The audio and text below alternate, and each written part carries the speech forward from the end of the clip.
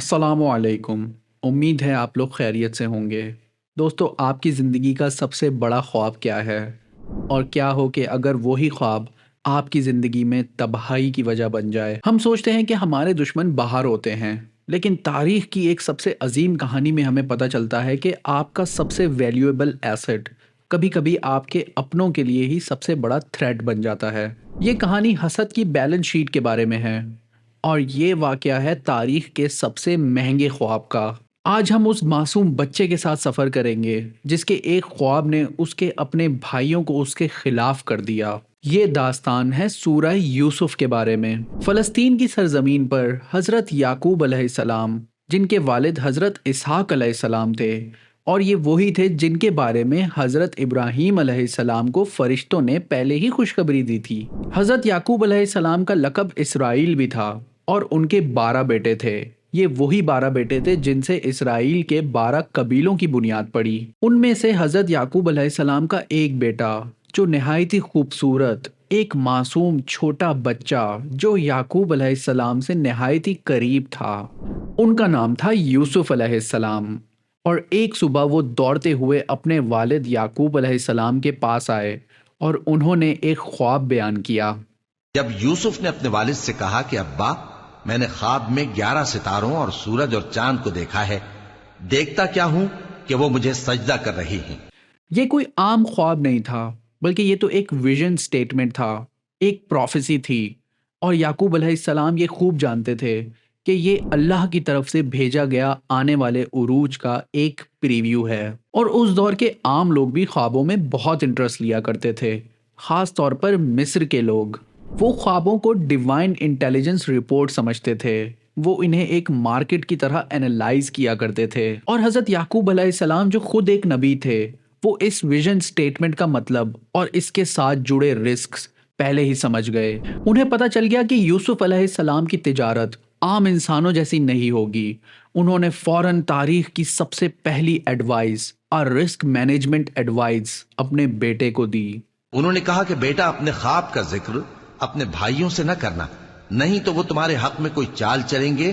کچھ شک نہیں کہ شیطان انسان کا کھلا دشمن ہے۔ غور کیجئے دوستو، یعقوب علیہ السلام نے یہ نہیں کہا کہ وہ حسد کریں گے، انہوں نے کہا کہ وہ چال چلیں گے۔ وہ یہ بات جانتے تھے کہ ہر ہائی ویلیو ایسٹ اپنے ساتھ ہائی رسک لائبلٹی بھی لے کر آتا ہے، اور یوسف علیہ السلام کا ایسٹ ان کا پوٹینشل تھا، ان کا نور تھا، اور اس کے ساتھ جڑی لائبلٹی ان کے بھائیوں کی حسد۔ حسد دوستو تجارت کی دنیا کا وہ زہر ہے جو لاجک کو قتل کر دیتا ہے۔ یہ آپ کو اپنے کمپٹیٹرز کو برباد کرنے پر مجبور کرتا ہے، بھلے ہی اس میں پھر آپ کا اپنا نقصان کیوں نہ ہو رہا ہو۔ اور یوسف علیہ السلام کے بھائیوں نے بھی ابلیس کے وسوسے میں آ کر وہی غلطی کی جو ان سے پہلے والی قوموں نے کی تھی، اور جس کے بارے میں ہم آپ کو اپنی پچھلی داستانوں میں بھی بتا چکے ہیں۔ ان بھائیوں کے دل میں بھی قابیل کی آگ جل اٹھی۔ انہوں نے آپس میں ایک بورڈ میٹنگ کی اور ایک فالٹی بزنس پلان بنایا۔ انہوں نے آپس میں تذکرہ کیا کہ یوسف اور اس کا بھائی ابا کو ہم سے زیادہ پیارے ہیں، حالانکہ ہم جماعت کی جماعت ہیں۔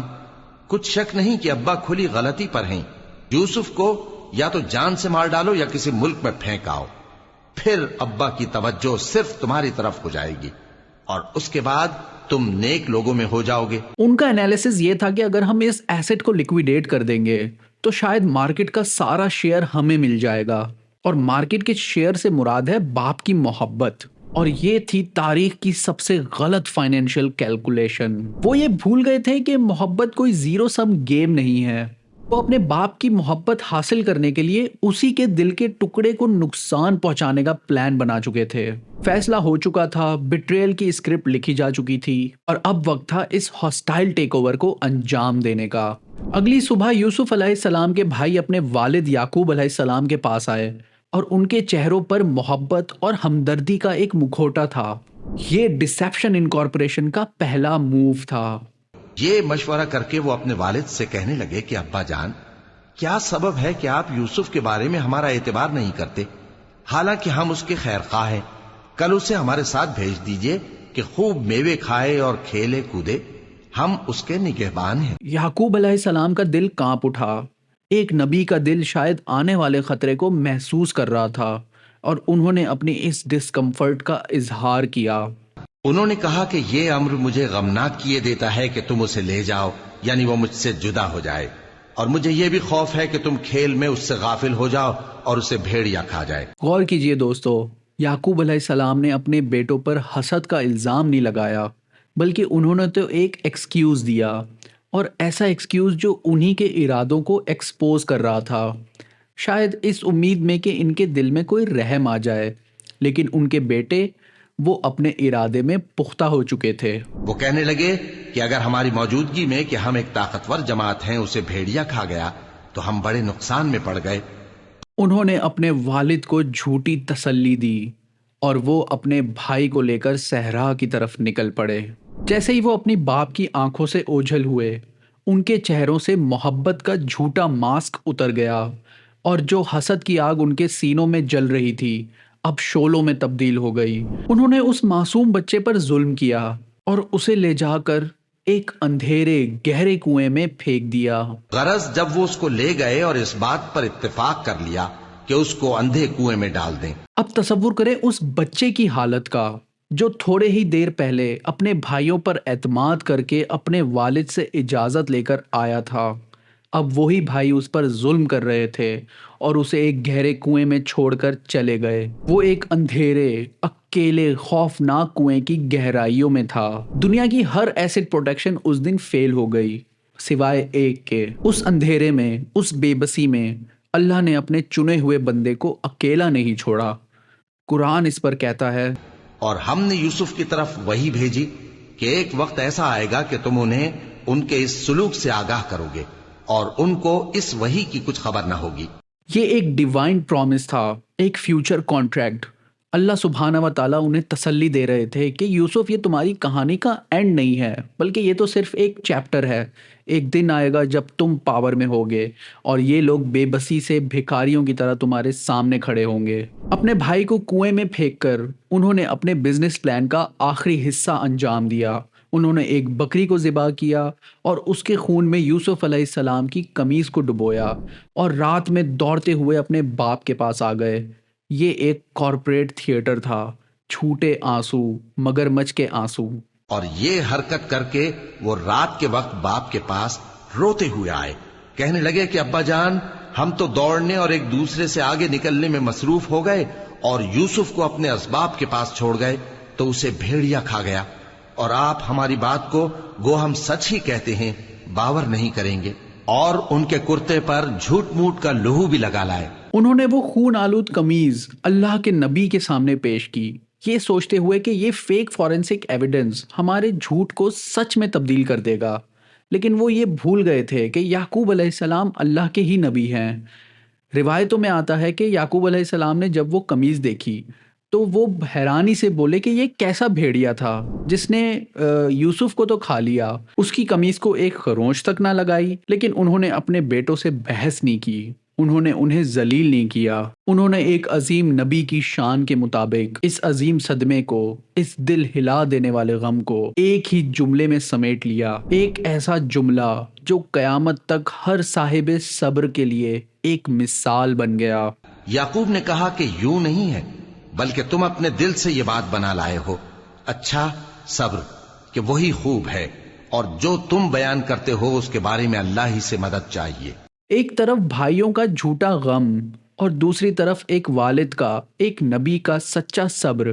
یوسف علیہ السلام کی کہانی کا پہلا چیپٹر ایک اندھیرے کنویں میں ختم ہوا، لیکن ابھی ان کی تجارت کا سفر شروع ہو رہا تھا۔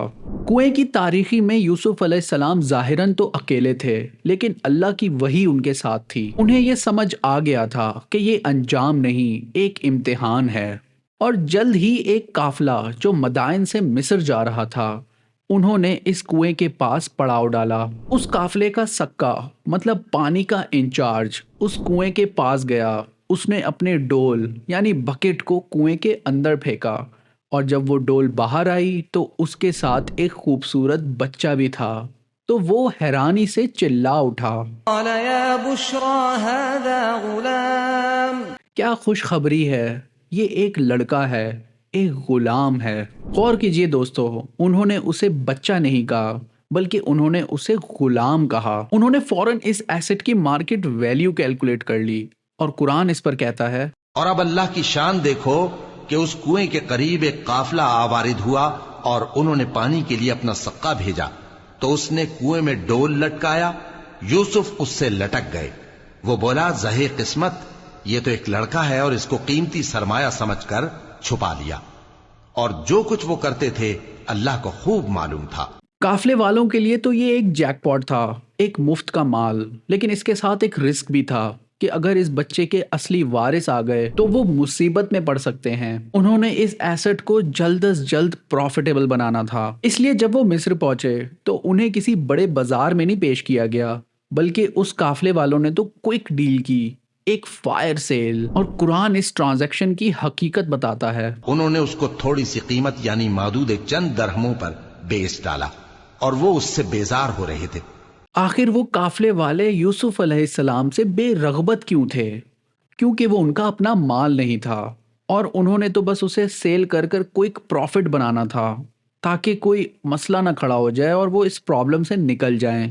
انہیں حضرت یوسف علیہ السلام کی اصلی قیمت کا کوئی اندازہ نہیں تھا۔ حسد نے بھائیوں کو اندھا کر دیا تھا، اور لالچ نے ان قافلے والوں کو۔ اور اسی بات میں تجارت کا ایک اصول پوشیدہ ہے کہ ہیرے کی قیمت اندھوں کے بازار میں نہیں بلکہ ایک اصلی جوہری ہی لگا سکتا ہے۔ اور اسی مصر کے بازار میں ایک ایسا شخص تھا جو جسم کی تلاش میں نہیں بلکہ پوٹینشل کی تلاش میں تھا۔ اس نے یوسف علیہ السلام کو دیکھتے ہی پہچان لیا کہ یہ ایک ہائی ویلیو انسان ہے۔ اسے قرآن عزیز مصر کہتا ہے۔ وہ ایجپٹ کا ایک بہت بڑا منسٹر تھا، اور اس نورانی چہرے والے غلام کو دیکھ کر اس نے اس کی اصلی قیمت پہچان لی۔ اس نے یوسف علیہ السلام کو خریدا، اپنے گھر لے گیا، اور اپنی بیوی سے ایک تاریخی جملہ کہا۔ اور مصر میں جس شخص نے اس کو خریدا، اس نے اپنی بیوی سے، جس کا نام زلیخا تھا، کہا کہ اس کو عزت و اکرام سے رکھو، عجب نہیں کہ یہ ہمیں فائدہ دے یا ہم اسے بیٹا بنا لیں۔ سبحان اللہ۔ حسد نے بھائیوں کو اندھا کیا، اور لالچ نے قافلے والوں کو اندھا کیا، اور اللہ نے ایک انجان شخص کے دل میں یوسف علیہ السلام کے لیے محبت ڈال دی۔ وہ یوسف علیہ السلام کی قدر کرنے لگا۔ اللہ کا پلان کام کر رہا تھا۔ یوسف علیہ السلام کنویں کی گہرائیوں سے نکل کر مصر کے ایک بہت ہی طاقتور گھر میں اب پہنچ چکے تھے، اور یہاں سے ان کی انٹرنشپ کا دور شروع ہو چکا تھا۔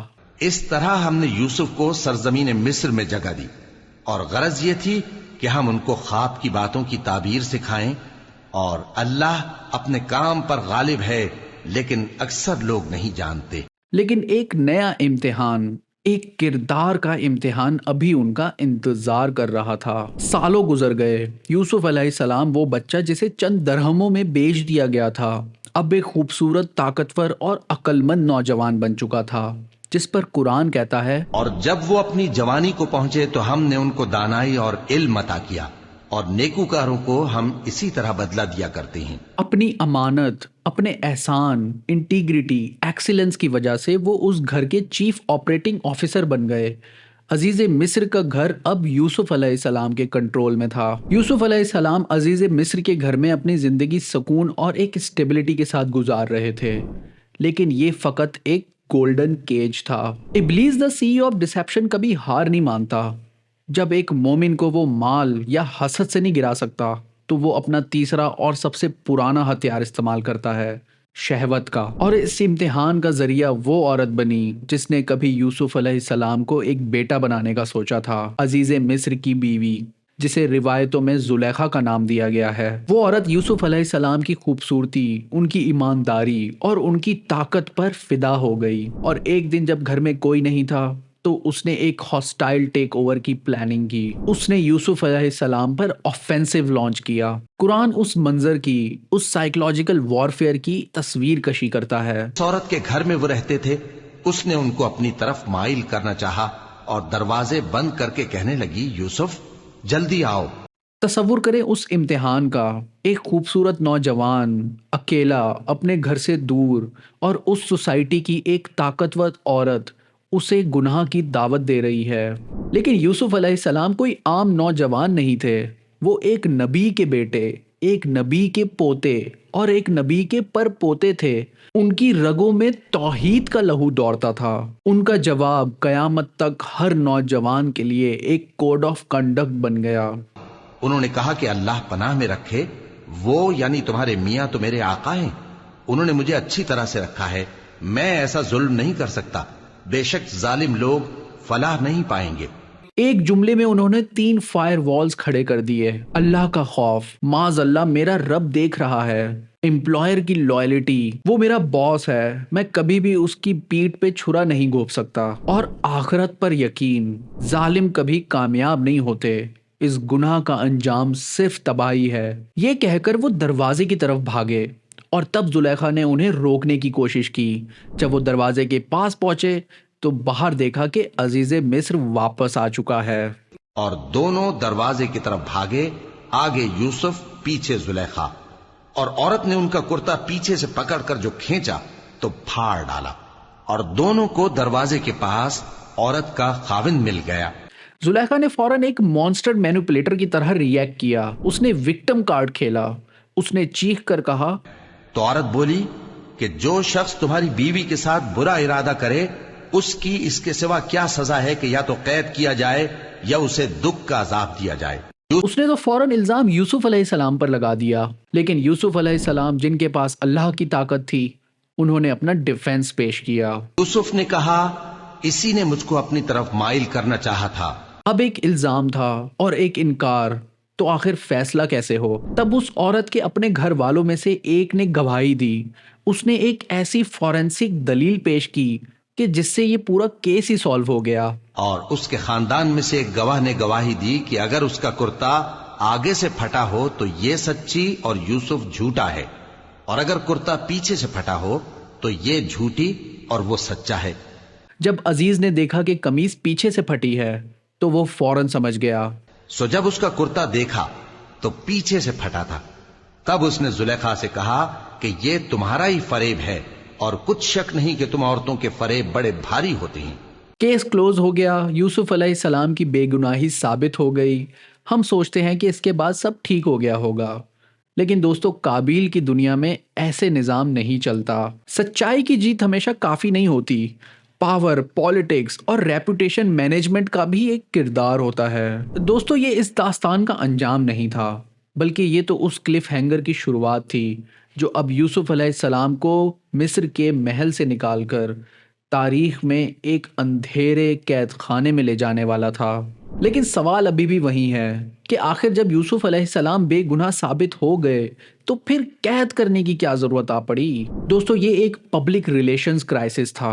شہر میں مصری ایلیٹ عورتوں کے درمیان یہ اسکینڈل آگ کی طرح پھیل گیا، زلیخا کا مذاق اڑایا جانے لگا، اور شہر میں عورتیں گفتگویں کرنے لگیں کہ عزیز کی بیوی اپنے غلام کو اپنی طرف مائل کرنا چاہتی ہے اور اس کی محبت اس کے دل میں گھر کر گئی ہے، ہم دیکھتی ہیں کہ وہ کھلی گمراہی میں ہے۔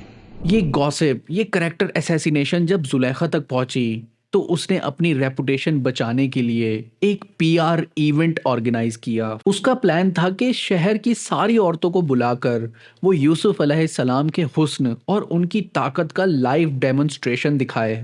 پھر جب زلیخا نے ان عورتوں کی گفتگو جو حقیقت میں دیدار یوسف کے لیے ایک چال تھی سنی، تو ان کے پاس دعوت کا پیغام بھیجا اور ان کے لیے ایک محفل مرتب کی، اور پھل تراشنے کے لیے ہر ایک کو ایک ایک چھری دی، اور یوسف سے کہا کہ ان کے سامنے آؤ۔ قرآن کہتا ہے کہ جب ان عورتوں نے انہیں دیکھا تو وہ ان کے حسن میں اتنا کھو گئیں، اتنا میسمرائزڈ ہو گئیں کہ انہوں نے پھلوں کے بجائے اپنے ہاتھ کاٹ لیے۔ جب عورتوں نے ان کو دیکھا تو ان کا روب حسن ان پر ایسا چھا گیا کہ پھل تراشتے تراشتے اپنے ہاتھ کاٹ لیے، اور بے ساختہ بول اٹھیں کہ اللہ پاک ہے، یہ آدمی نہیں، یہ تو کوئی بزرگ فرشتہ ہے۔ ان سب نے ایک ہی لمحے میں یوسف علیہ السلام کی ڈیوائن بیوٹی، ان کی پاکیزگی کی گواہی دے دی، اور زلیخا کو اپنی جسٹیفیکیشن بھی مل گئی۔ زلیخا نے کہا، تو یہ وہی ہے جس کے بارے میں تم مجھے تانے دیتی تھیں، اور بے شک میں نے اس کو اپنی طرف مائل کرنا چاہا مگر یہ بچا رہا۔ لیکن پھر اس نے اپنی پاور کا استعمال کیا، اس نے یوسف علیہ السلام کو الٹیمیٹم دیا، ایک آخری کھلی دھمکی۔ اور اگر یہ وہ کام نہ کرے گا جو میں اسے کہتی ہوں تو قید کر دیا جائے گا और जलील होगा। अब इम्तिहान यूसुफ अलैहिस्सलाम के सामने था। एक तरफ मिस्र की एक ताकतवर औरत और उसकी एलीट सर्कल की इनविटेशन थी, इज्जत, दौलत और शहवत का रास्ता, और दूसरी तरफ था कैद खाना, एक जिल्लत का रास्ता। यूसुफ अलैहिस्सलाम ने सिर्फ आसमान की तरफ देखा और उन्होंने अपनी जिंदगी की सबसे अजीम ट्रेड की। उन्होंने एक ऐसी दुआ मांगी जो तकवा और ईमान की मिसाल बन गई। यूसुफ ने दुआ की कि परवरदिगार, जिस काम की तरफ ये मुझे बुलाती हैं उसकी निस्बत मुझे कैद पसंद है। Prison is more to my liking. या अल्लाह, मैं इस महल की झूठी इज्जत से ज्यादा तेरे लिए कैद खाने की जिल्लत को कबूल करता हूँ। मैं फ्रीडम टू सिन के बदले इम्प्रिजमेंट विद पाइटी खरीदना चाहता हूँ। और अल्लाह ने उनकी ये दुआ कबूल कर ली। और यहाँ हमें हमारे सवाल का जवाब भी मिल गया कि आखिर यूसुफ अलैहिस्सलाम की बेगुनाही साबित होने के बावजूद उन्हें कैद खाने में क्यों डाला गया। फिर बावजूद इसके कि वो लोग उनकी बेगुनाही के निशान देख चुके थे, उनकी राय यही ठहरी कि कुछ अरसे के लिए उनको कैद ही कर दें। बेसिकली ये एक पॉलिटिकल डिसीजन था, एक डैमेज कंट्रोल। अजीज जानता था कि यूसुफ बेगुनाह है, लेकिन स्कैंडल को दबाने के लिए, अपनी सोशल स्टैंडिंग को बचाने के लिए उसने एक बेगुनाह इंसान को कुर्बान करने का फैसला किया। और यह है काबिल की दुनिया का इंसाफ। झूठी इज्जत के लिए सच्ची बेगुनाही को भी कैद कर दिया जाता है। यूसुफ अलैहिस्सलाम का ख्वाब, 11 सितारों का सजदा, अब एक अंधेरे गहरे कैद खाने की तन्हाई में कहीं गुम हो चुका था। दोस्तों, यूसुफ अलैहिस्सलाम की कहानी तो यहाँ रुक जाती है, लेकिन उनका और हमारा सफर अभी जारी है। अगले हफ्ते यूसुफ अलैहिस्सलाम की दास्तान में हम देखेंगे कि कैसे अल्लाह सुब्हानहू व तआला एक कैद खाने को यूनिवर्सिटी में तब्दील कर देता है। हम उस डिवाइन स्ट्रेटजी को डिकोड करेंगे जो एक भुलाए गए कैदी को एक कौम का हीरो कैसे बना देती है। अगर आपने सब्सक्राइब नहीं किया तो अभी कर लें कि कहीं आपसे अगला हिस्सा मिस ना हो जाए।